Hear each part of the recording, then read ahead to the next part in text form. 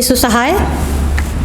आज के रविवारी आराधना को आरंभ करते हुए हम साक्षीवाणी से गीत गाएंगे। साक्षीवाणी गीत नंबर 255। साक्षीवाणी गीत नंबर 255।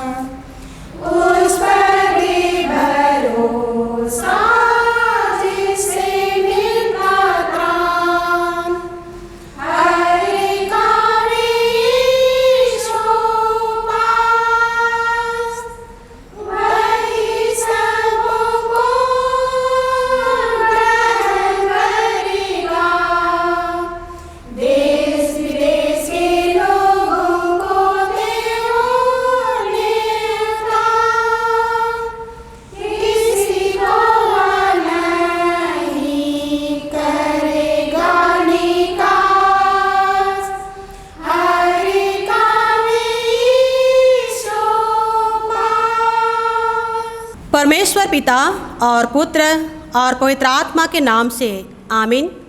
हमारी सहायता ईश्वर के नाम से है जिसने स्वर्ग और पृथ्वी को सृजा। स्तुति होवे पिता को और पुत्र को और पवित्र आत्मा को, जैसा हुआ आरंभ में, जैसा है और जैसा रहेगा सनातन से सनातन लो। आमीन।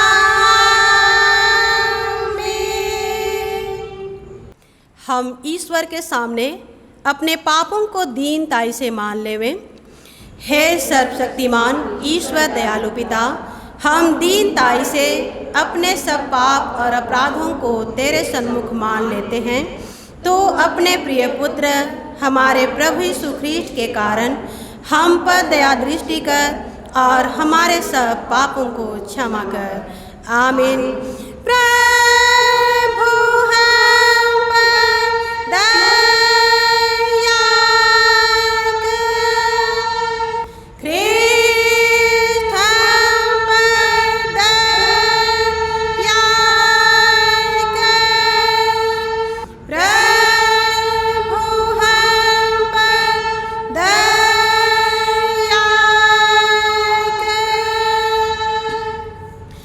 क्योंकि सबों ने पाप किया है और ईश्वर की प्रशंसा योग्य नहीं होते हैं, पर उसके अनुग्रह से उस उद्धार के द्वारा जो ख्रिस्ट यीशु से है सेंत मेंत धर्मी ठहराए जाते हैं। आमीन। आमीन। सबसे ऊंचे स्थान में ईश्वर का गुणानुवाद हो।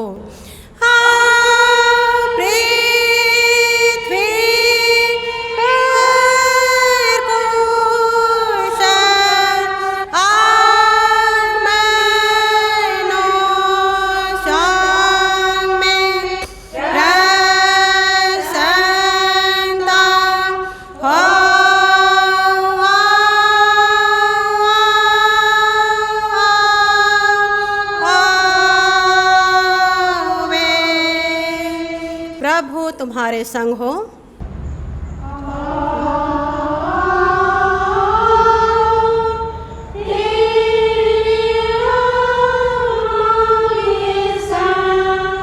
हम प्रार्थना करें। हे प्रिय प्रभु स्वर्गवासी पिता, हम तेरा धन्यवाद करते हैं कि तू अपनी कृपा से हमारा विनाश नहीं चाहता है, परंतु कि हम अपना मन तेरी ओर फिराएं और बच जाएं। हम तेरी विनती करते हैं, अपना पवित्र आत्मा हमको दे कि वह प्रतिदिन हमारे मनों में सच्चा पश्चाताप उत्पन्न करे, हमारे हृदयों में पाप क्षमा और अनंत जीवन की लालसा जन्मे, और तेरी अपार कृपा को विश्वास से ग्रहण करने और उसमें स्थिर रहने के लिए हमको सामर्थ्य दे। हर प्रकार की परीक्षा में हमको संभाल कि जिससे अनुग्रह के द्वारा अंत में परम सुखी हो जाएं, हमारे प्रभु यीशु ख्रिस्ट के कारण। आमीन।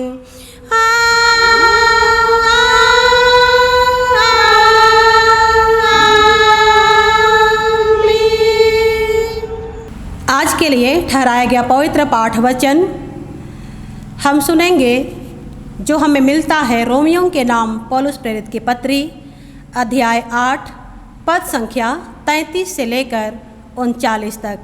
रोमियो 8 33 से 39।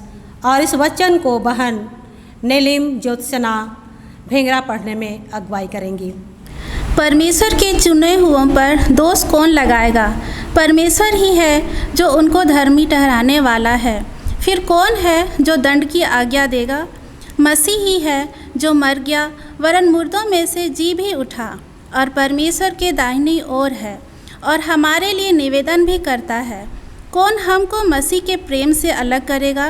क्या क्लेश, क्या संकट, या उपद्रव, या अकाल, या नंगाई, या जोखिम, या तलवार? जैसा लिखा है, तेरे लिए हम दिन भर घात किए जाते हैं, हम वध होने वाली भेड़ों के समान गिने गए हैं। परंतु इन सब बातों में हम उसके द्वारा जिसने हमसे प्रेम किया है जयवंत से भी बढ़कर है, क्योंकि मैं निश्चय जानता हूँ कि न मृत्यु, न जीवन, न स्वर्गदूत, न प्रधानताएं, न वर्तमान, न भविष्य, न समर्थ, न ऊंचाई, न गहराई और न कोई और सृष्टि हमें परमेश्वर के प्रेम से जो हमारे प्रभु मसीह यीशु में है अलग कर सकेगी। यहाँ तक। आमीन। तेरा धन्यवाद हो हे ख्रिस्ट यीशु। हालेलुया, हालेलुया, हालेलुया, हालेलुया।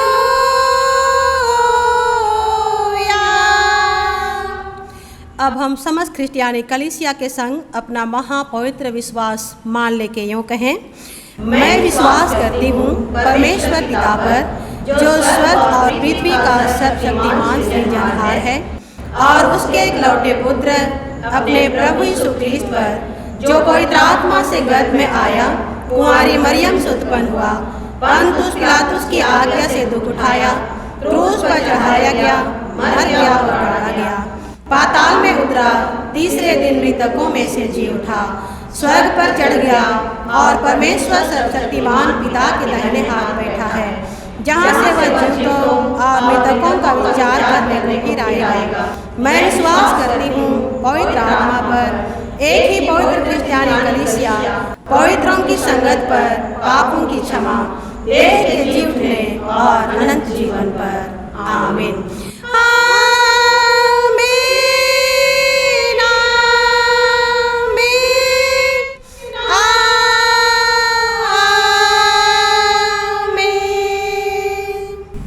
के लगातार में हम दूसरा गीत गाएंगे रिवाइवल सॉन्ग से, सॉन्ग नंबर 470।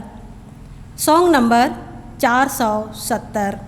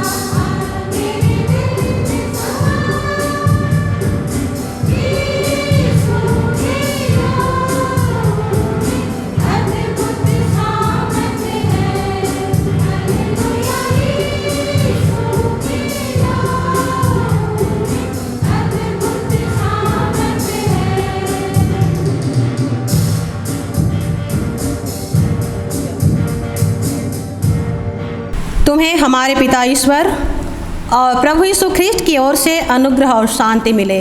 आमीन। हम प्रार्थना करें। महान अनुग्रहकारी पिता परमेश्वर, तेरी बड़ी दया और अनुग्रह हम पर हुई है कि जीवन की हर एक परिस्थिति में हमें संभाला, अनुकूल परिस्थिति में गिरने से बचाया, विपरीत परिस्थिति में हमारी अगुवाई किया, जिससे हमें तेरी संगति का अनुभव हुआ। धन्यवाद हो प्रभु। साथ ही आज हमें तू अपने वचन की संगति में आने का मौका दिया कि हम वचन के माध्यम से तेरी आवाज़ को सुनें, तेरी शिक्षाओं को ग्रहण करें और तेरी योजनाओं में शामिल हो जाएं। इस घड़ी हर एक के जीवन को अपने नियंत्रण में रख, शैतान की हर एक परीक्षा को जीवन में हावी होने न दे। अपने प्रबल हाथों से शैतान के हर एक काम को यीशु नाम में कुचल डाल कि प्रभु आज के वचन की शिक्षा को हम सुन सकें, सीख सकें और सिर्फ तुझ महान परमेश्वर की महिमा और गवाही दे सकें। हमारे गुनाहों को क्षमा करते हुए दीन बिनती यीशु नाम में सुन और अनुग्रह से ग्रहण कर। आमीन। आज के लिए दिया गया उपदेश वचन हम सुनेंगे। हमें मिलता है लूका रचित सुसमाचार अध्याय 19 पद संख्या 41 से लेकर 48 तक। लूका 19 41 से 48। जब वह निकट आया तो नगर को देखकर उस पर रोया और कहा, क्या ही भला होता कि तू ही इसी दिन में कुशल की बातें जानता, परंतु अब वे तेरी आँखों से छिप गई हैं, क्योंकि वे दिन तुझ पर आएंगे और तेरे बैरी मोर्चा बांधकर तुझे घेर लेंगे और चारों ओर से तुझे दबाएंगे और तुझे और तेरे बालकों को जो तुझ में है मिट्टी में मिलाएंगे और तुझ में पत्थर पर पत्थर भी ना छोड़ेंगे, क्योंकि तूने उस अवसर को जब तुझ पर कृपा दृष्टि की गई ना पहचाना। तब वह मंदिर में जाकर बेचने वालों को बाहर निकालने लगा और उनसे कहा, लिखा है मेरा घर प्रार्थना का घर होगा, परंतु तुमने उसे डाकुओं की खोह बना दिया है। वह प्रतिदिन मंदिर में उपदेश करता था और प्रधान याजक और शास्त्री और लोगों के प्रमुख उसे नष्ट करने का अवसर ढूंढते थे, परंतु कोई उपाय न निकाल सके कि यह किस प्रकार करें, क्योंकि सब लोग बड़ी चाह से उसकी सुनते थे। आमीन। आज के लिए दिया गया उपदेश वचन है लुक्का रचित सुसमाचार से, लुक्का 18:9 से 14 तक। लुक्का 18:9 से 14। उसने उनसे जो अपने ऊपर भरोसा रखते थे कि हम धर्मी हैं और दूसरों को तुच्छ जानते थे, यह दृष्टांत कहा। 2 मनुष्य मंदिर में प्रार्थना करने के लिए गए। एक फरीसी था और दूसरा चुंगी लेने वाला। फरीसी खड़ा होकर अपने मन में यूँ प्रार्थना करने लगा, हे परमेश्वर, मैं तेरा धन्यवाद करता हूँ कि मैं दूसरे मनुष्यों के समान अंधेर करने वाला, अन्यायी और व्यभिचारी नहीं, और न इस चुंगी लेने वाले के समान हूँ। मैं सप्ताह में 2 बार उपवास रखता हूँ। मैं अपनी कमाई का 10वां अंश भी देता हूँ। परंतु चुंगी लेने वाले ने दूर खड़े होकर स्वर्ग की ओर आंखें उठाना भी न चाहा, वरन अपनी छाती पीट पीट कर कहा, हे परमेश्वर, मुझ पापी पर दया कर। मैं तुमसे कहता हूँ कि वह दूसरा नहीं, परंतु यही मनुष्य धर्मी ठहराया जाकर अपने घर गया, क्योंकि जो कोई अपने आप को बड़ा बनाएगा वह छोटा किया जाएगा, और जो अपने आप को छोटा बनाएगा वह बड़ा किया जाएगा। आमीन। प्रभु में प्रिय ख्रिस्ट विश्वासी भाई तथा बहनों, प्रभु यीशु आज के वचन के माध्यम से जो एक दृष्टांत है हमें समझाना चाहा है कि हम परमेश्वर के निकट कैसे आएं, परमेश्वर के निकट कैसे आएं और उनसे हम कैसी बातें करें, हम उनसे कैसी प्रार्थना करें, यहाँ बतलाया है। आज के दृष्टांत में जैसा बतलाया है कि मंदिर में 2 जन प्रार्थना करने के लिए गए। उसमें से एक फरीसी था और दूसरा चुंगी लेने वाला। फरीसी पेशा के आधार पर लोगों का जैसा सोच था, उसके आधार पर अपने जीवन को भी वह रखा हुआ था, और इसी कारण पेशा के आधार पर लोगों की भी आम धारणा भी यही हुआ करती थी। फरीसियों के प्रति धारणाएं अलग थी। फरीसी को आम लोग ईश्वर भक्त समझते थे। फरीसियों को लोग परमेश्वर का सच्चा सेवक मानते थे, धर्मी मानते थे, और उनकी खुद की भी सोच ऐसी ही थी। वो दूसरों से अपने आप को सर्वश्रेष्ठ समझा करते थे, और चुंगी लेने वाले को लोग भ्रष्टाचारी, लोभी, घूसखोर और पापी समझा करते थे और मानते भी थे। आज के दृष्टांत में प्रभु बतला रहा है कि यह फरीसी अपने प्रार्थना में कह रहा है कि हे परमेश्वर, मैं तेरा धन्यवाद करता हूँ, मैं तेरा धन्यवाद करता हूँ कि मैं दूसरे मनुष्यों के समान अंधेर करने वाला नहीं हूँ, ना तो मैं अन्यायी हूँ, मैं व्यभिचारी भी नहीं हूँ, और ना इस चुंगी लेने वाले के समान हूँ। यहाँ मेरे सामने जो खड़ा है उसके समान मैं नहीं हूँ। मैं तो सप्ताह में 2 बार उपवास रखता हूँ और अपनी कमाई का 10वां अंश भी देता हूँ। लेकिन दूसरी ओर उस चुंगी लेने वाले की प्रार्थना को हम यहाँ वचन में पाते हैं। वो चुंगी लेने वाला दूर खड़े होकर प्रार्थना करता है, प्रार्थना कर रहा है, और वह कह रहा है कि हे प्रभु मुझ पापी पर दया कर, हे प्रभु मुझ पापी पर दया कर। वह स्वर्ग की ओर आंख उठाना भी नहीं चाह रहा है, और अब तक जो भी उसने किया है उसका उसे बहुत पछतावा हो रहा है, और इसीलिए वह छाती पीट रहा है और विलाप कर रहा है। और वचन यहाँ कहता है कि इसकी प्रार्थना ही सुनी गई, इसकी प्रार्थना ही सुनी गई। यही व्यक्ति धर्मी ठहराया गया, यही व्यक्ति धर्मी ठहराया गया। प्यारे ख्रिस्ट विश्वासी भाई तथा बहनों, आज के इस वचन में हम देखने पाते हैं और हमारे लिए यह शिक्षा की बातें हैं। हम इससे सीखते हैं कि हमें निश्चय करके प्रार्थना करनी चाहिए, हमें प्रार्थना करनी चाहिए, हमेशा प्रार्थना करनी चाहिए, क्योंकि प्रार्थना ही जो है हमारे जीवन के लिए श्वास के समान है। प्रार्थना ही हमारे जीवन के लिए श्वास के समान है। जैसे शरीर को श्वास चलने के कारण जीवित है, ऐसा हम कहते हैं। श्वास के बिना एक मनुष्य को मृत घोषित किया जाता है, वैसे ही हमें जो मसीही जीवन मिला हुआ है और इस मसीही जीवन में प्रार्थना अगर ना हो, प्रार्थना का स्थान ना हो, तो हमारा जीवन निरर्थक है, हमारा जीवन मरा हुआ है।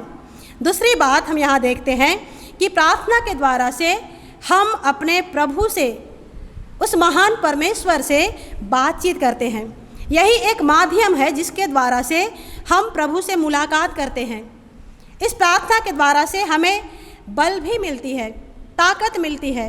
और कहा गया है कि जब हम परमेश्वर से बातचीत करने का दरवाज़ा को बंद करते हैं तो शैतान के लिए अनेकों दरवाजे खुलते हैं, शैतान के लिए अनेकों दरवाजे खुलते हैं जब हम अपने जीवन में प्रार्थना को स्थान नहीं देते हैं। तो इसीलिए हमें कहीं भी और किसी भी समय प्रार्थना करने की आवश्यकता है। जैसे एक बेटा आधी रात को अपनी माँ को जगाता है और रोटी मांगता है, तो वो माँ बाप आधी रात को बेटे के रोटी मांगने पर वो इनकार नहीं करते हैं, बल्कि रोटी मांगने पर अपने बेटे को रोटी दे ही देते हैं। मत्ती 7:11 में प्रभु कहता है कि जब तुम बुरे होकर, संसारिक माँ बाप होकर के अच्छी वस्तुएं अपने बेटे को देने जानते हो, तो तुम्हारा स्वर्गीय पिता तो एक माँ से भी बढ़कर है, मांगने वालों को अच्छी वस्तुएं क्यों ना देगा। मांगने पर हमारा परमेश्वर जरूर ही देगा। इसलिए हम प्रार्थना करें, प्रार्थना करें। पहला थिस्सलुनी 5:17 पद में तो कहता है कि हम प्रार्थना निरंतर करें, लगातार प्रार्थना करें, हमेशा प्रार्थना करें। पर आज हमें देखना होगा कि हम जब प्रार्थना करते हैं तो आज हमारी प्रार्थना कैसी है, हम प्रार्थना में कैसे मांगते हैं, हम प्रार्थना के द्वारा से परमेश्वर से कैसे बातचीत करते हैं, हमें देखने की आवश्यकता है। प्यारे ख्रिस्ट विश्वासी भाई तथा बहनों, वचन कहता है कि हम घमंड से भरकर प्रार्थना ना करें, पर हम दीनता और नम्रता से भर करके परमेश्वर से मांगे, दीनता और नम्रता से परमेश्वर से मांगे। जैसे कोई किसी बुजुर्ग महिला को बोले कि ऐ बुढ़िया मुझे ये चाहिए, तो उसके पास उपलब्ध सामान होने पर भी वो नहीं देगी, देने वाला भी नहीं देगा। पर वहीं पर नम्र होकर हम कहें कि माँ जी मुझे आप वो अमुक वस्तु दे सकती हैं, उनका सरल स्वभाव के कारण जरूर उसे मिलेगा, जरूर उसे मिलेगा। वचन कहता है कि परमेश्वर के सामने दीन बनो, वह तुम्हें शिरोमणि बनाएगा। परमेश्वर के सामने दीन बनो, वह तुम्हें शिरोमणि बनाएगा।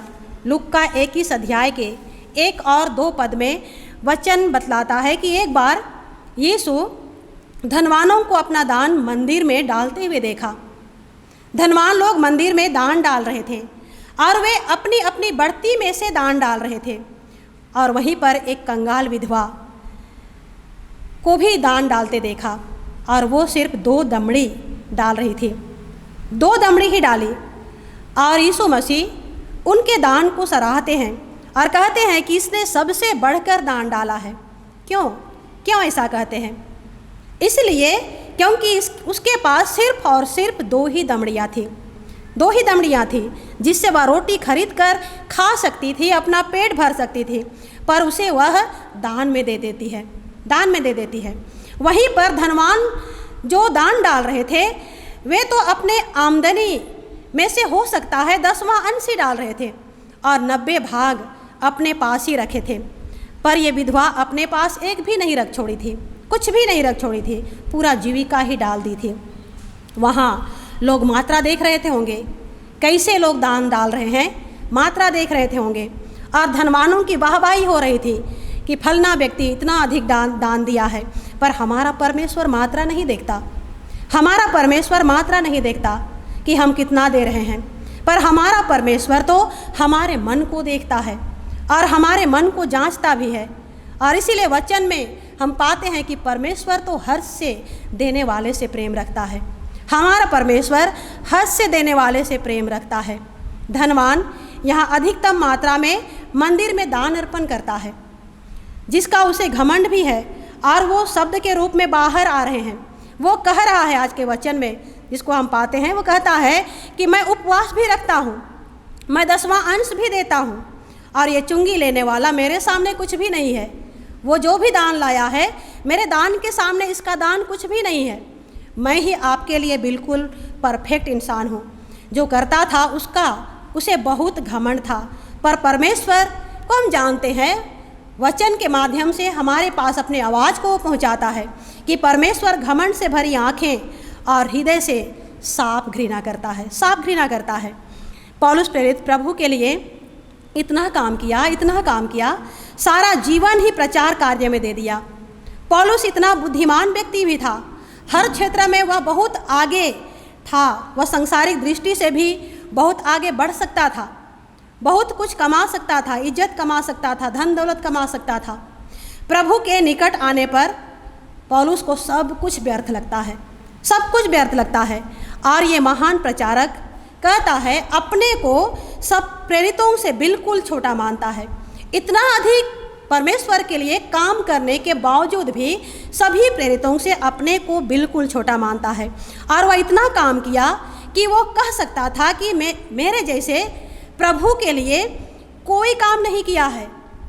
पर नहीं, वो इस बात को देखता है कि मैं पहले कितना बुरा इंसान था, और मुझ जैसे बुरा इंसान को, कलीसिया को सताने वाला व्यक्ति को परमेश्वर ने चुना है। आज मुझ पर परमेश्वर का अनुग्रह हुआ है, इतना अधिक परमेश्वर का अनुग्रह हुआ है। इस बात को वह देखा और पहचाना कि मुझ तुझ और निज पर परमेश्वर का अनुग्रह हुआ है, कि मैं यीशु नाम का, उस महान परमेश्वर का, उस जीवित परमेश्वर के लिए कार्य करने के लिए नियुक्त किया गया हूँ। सर्वोच्च परमेश्वर की महिमा के लिए, उनके प्रचार कार्य के लिए मैं नियुक्त किया गया हूँ, और अपने को सभी प्रेरितों से छोटा मानता है। आज भी लोग हमें किसी भी क्षेत्र में तुच्छ जाने, किसी भी क्षेत्र में नीच समझें, पर प्रभु के अनुग्रह को हम आज पहचाने और जो मौका मिलता है हमें काम करने का, प्रभु के लिए काम करने का, उस काम को हम स्वीकारें, कभी भी पीछे ना हटें, और निरंतर प्रार्थना के द्वारा परमेश्वर के करीब आएँ। मत्ती 16:15 में वचन कहता है कि जो वस्तु परमेश्वर की दृष्टि में महान है, जो वस्तु परमेश्वर की दृष्टि में महान है, वह परमेश्वर के निकट घृणित है। आज के वचन में पाते हैं कि फरीसी अपने को महान बताते हुए, आत्म बड़ाई करते हुए, चुंगी लेने वाले को नीच और तुच्छ मानते हुए प्रार्थना करता है, पर परमेश्वर ऐसों की प्रार्थना नहीं सुनता, ऐसों की प्रार्थना नहीं सुनता, क्योंकि परमेश्वर सब घमंडियों से घृणा करता है। ऐसे लोग निर्दोष ना ठहरेंगे, नीति वचन 16:5 में वचन बतलाती है। इसी तरह से हम भी यदि अपनी बड़ाई करते हैं और दूसरों को मूर्ख समझते हुए दिखावे के लिए प्रार्थना करते हैं, तो प्रभु से कुछ भी नहीं मिलेगा। मत्ती 6 में वचन कहता है, वचन में चुंगी लेने वाले व्यक्ति को हम देखने पाते हैं कि फरीसी की प्रार्थना को सुन करके वह अपनी आँख प्रभु की ओर उठाना भी नहीं चाह रहा है, प्रभु की ओर अपनी आँख उठाना भी नहीं चाह रहा है, और इतना ही कह पाया कि हे प्रभु मुझ पापी पर दया कर, हे प्रभु मुझ पापी पर दया कर। इतना ही वह कह पाया। उसके शब्द में इतना बोझ है, उसके शब्द में इतना आत्मग्लानि है कि अपने किए का इतना अधिक उसको पछतावा है कि सिर्फ इतना ही कह पाया कि हे प्रभु मुझ पापी पर दया कर। उसकी पुकार को प्रभु सुना, उसकी आवाज़ को प्रभु सुना, क्योंकि जब यीशु मानव रूप में इस संसार में था, इस दुनिया धरती में था, तो हमेशा ही बेसहारों को सहारा दिया, हमेशा ही पश्चातापी व्यक्ति को क्षमा किया है, पापी को क्षमा किया, दबे कुचले हुओं को वह उठाया। हमारा प्रभु हर प्रकार से आज हमारी सहायता करता है, पर कभी कभी हम उसे देख नहीं पाते, हम उसे पहचान नहीं पाते। वो चाहता है कि हम हर पल उसकी उपस्थिति में रहें, वो चाहता है कि हर पल हम प्रार्थना के द्वारा से उससे जुड़ें। पर क्या प्रार्थना करें? हम क्या प्रार्थना करें? क्या हम अपनी सुख सुविधा के लिए केवल प्रार्थना करें? क्या हम अपनी खुशी के लिए केवल प्रार्थना करें कि हे प्रभु मुझे ये चाहिए, मुझे वो चाहिए, प्रभु मुझे हर तरह की आशीषों से भर दे? क्या हमारी प्रार्थना यही होनी चाहिए? जब हमारे पास आज घर होता है ना, तो हम कहते हैं कि प्रभु तुझे बहुत धन्यवाद, तू महान परमेश्वर है, हमारे जीवन को आशीष से भर दिया है, आज हमारे पास घर है। धन्यवाद देते हैं, प्रभु की महिमा हो कहते हैं। हमारे बाल बच्चे अच्छे नंबर से पास होते हैं तो हम प्रभु की महिमा हो कहते हैं। हमारे पास अच्छी नौकरी होती है, हम आशीषित होते हैं तो हम कहते हैं हे प्रभु तुझे बहुत धन्यवाद। यानी खुशी के वक्त केवल प्रभु को महिमा मिले ऐसी बात नहीं है। हम हर सुख सुविधाओं में जिएंगे ऐसे समय केवल हम प्रभु को धन्यवाद दें, उसका आदर सत्कार करें, ऐसी बात नहीं है। आज आवश्यकता है दूसरों के लिए भी हम प्रार्थना करें। हर परिस्थिति में हम प्रभु के पास आएं, हर परिस्थिति में प्रभु के पास आएं, दूसरों के लिए मांग कर देखें। आज हम दूसरों के लिए मांगते हैं ना, दूसरों के लिए मांग करके देखें। दूसरों के लिए मांगेंगे तो आज प्रभु हमारी झोली भी भर देगा, आज प्रभु हमारी झोली भर देगा। क्या आज हम किसी के लिए मांगते हैं, किसी को कुछ देते हैं तो हमारी कभी घटी हुई है? नहीं। इसलिए आवश्यकता है कि हम प्रार्थना के माध्यम से भी प्रभु से जब जुड़ते हैं तो प्रभु से हम दूसरों की खुशी की भी मांग करें, दूसरों के लिए आशीषित जीवन की मांग करें। आज प्रभु अथाह समुद्र के समान बहुत ज़्यादा आशीषों को देने के लिए तैयार रहता है। पर हम आज क्या करते हैं? आज हम एक छोटा सा चम्मच लेकर के उसके पास आते हैं और कहते हैं कि प्रभु हमें ये दे दीजिए, प्रभु हमें वो दे दीजिए, प्रभु वो चाहिए। हम राजा सुलेमान के जीवन को स्मरण करें। राजा सुलेमान की मांग क्या थी? वो परमेश्वर से क्या मांगा था?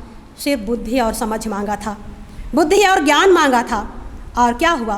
प्रभु उसे इतना आशीषित किया कि वो अपने लिए नहीं प्रजा के हित के लिए बहुत अधिक काम किया। बुद्धि और ज्ञान इसलिए मांगा था कि प्रजा को अच्छी रीति से वो संचालन कर सके। और परमेश्वर उनकी मांग को देखा कि कितना निश्चल मांग है और इसीलिए उनके जीवन को धन्य बनाया, उनके राजकाल को धन्य बनाया और उसे बहुत अधिक आशीष दिया। पर यहाँ हम देखते हैं कि परमेश्वर उन्हें सब कुछ दिया। आज वो परमेश्वर हम हर एक कोई को भी देने के लिए तैयार है। उसके पास जब हम आते हैं वो हमें आशीषित करने के लिए तैयार है। लेकिन आज हमें देखना है कि उस परमेश्वर के पास आज हम कैसे आते हैं।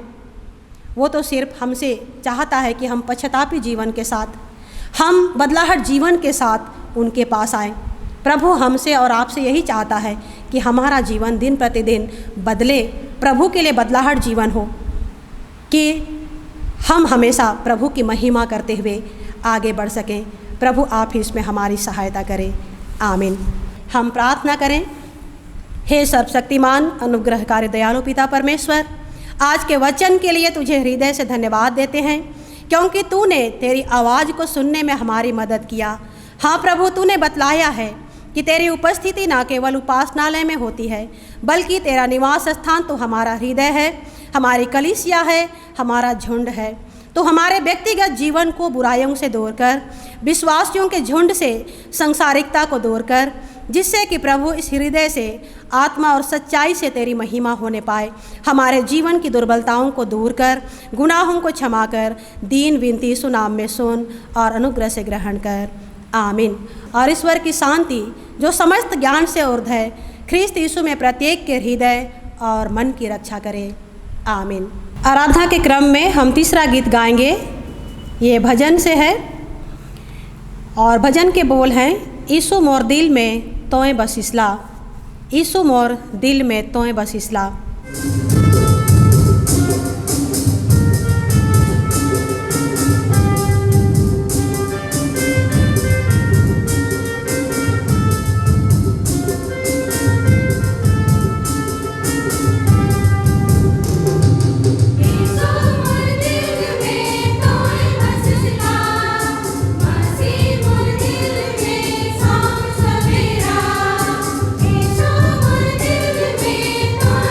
This is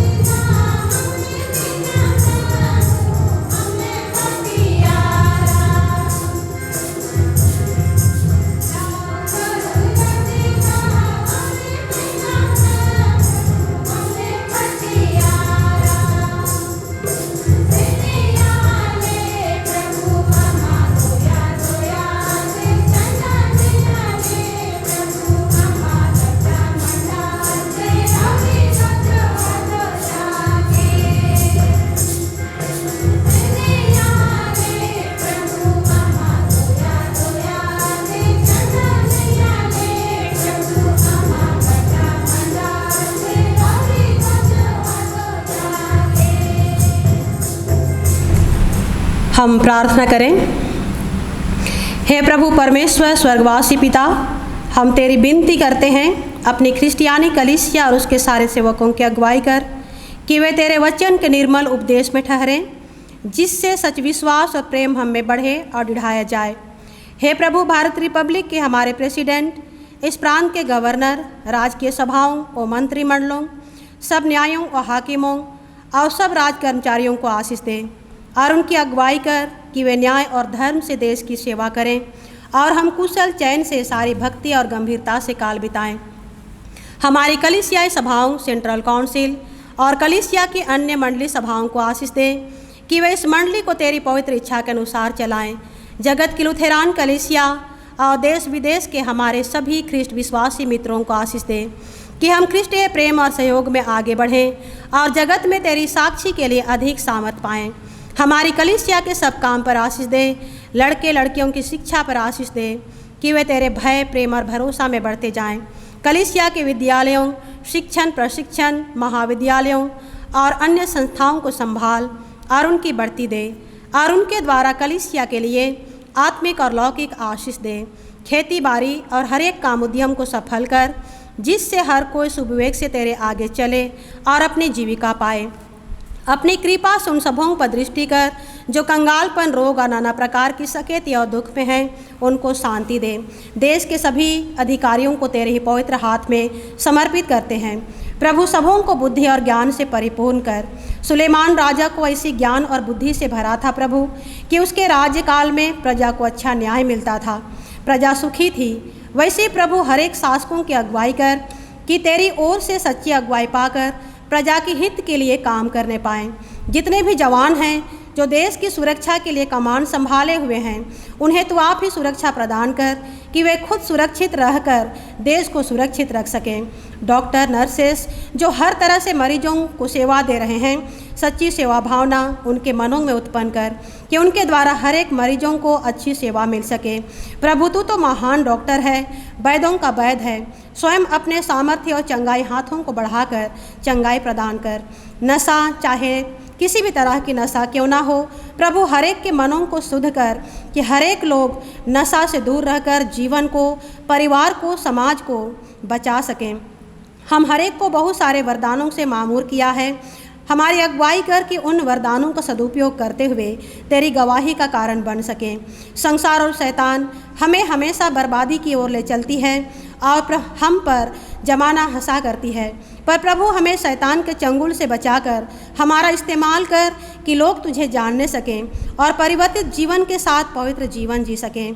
इस लॉकडाउन में बहुतों के घर परिवार में स्थिति बहुत दयनीय हो गई है। प्रभु उन सबकी सुधि ले।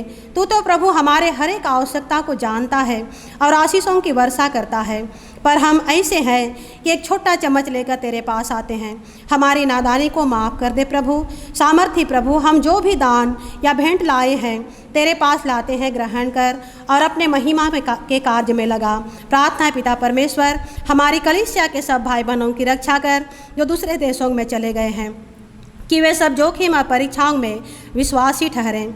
हम उनके लिए भी तेरी विनती करते हैं जो मंडली से निकाले गए व उलट हुए हैं, उन पर दया कर कि वे सच्चे पश्चाताप से तेरी ओर फिरें। सब मनुष्यों का त्राणी ठहर और उन पर जो अंधियारे में बैठे हैं मुक्ति का उजाला प्रकाश कर।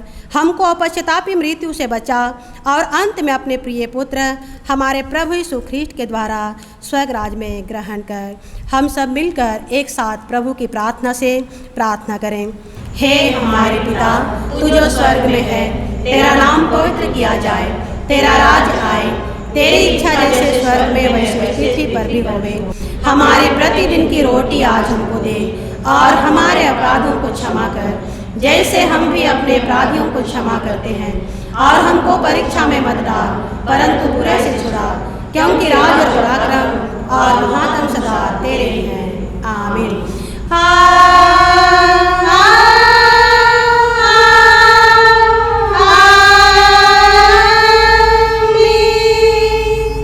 अब तो एक ईश्वर का आशीर्वाद विश्वासी और दीन मन से ग्रहण करें। परमेश्वर तुझे आशीष देवे और तेरी रक्षा करे। परमेश्वर अपना मुख तुझ पर प्रकाश करे और तुझ पर अनुग्रह करे। परमेश्वर अपना मुख तुझ पर प्रकाश करे और तुझे कुशल देवे। आमीन। आमीन। आमीन। आमीन। यीशु सहाय।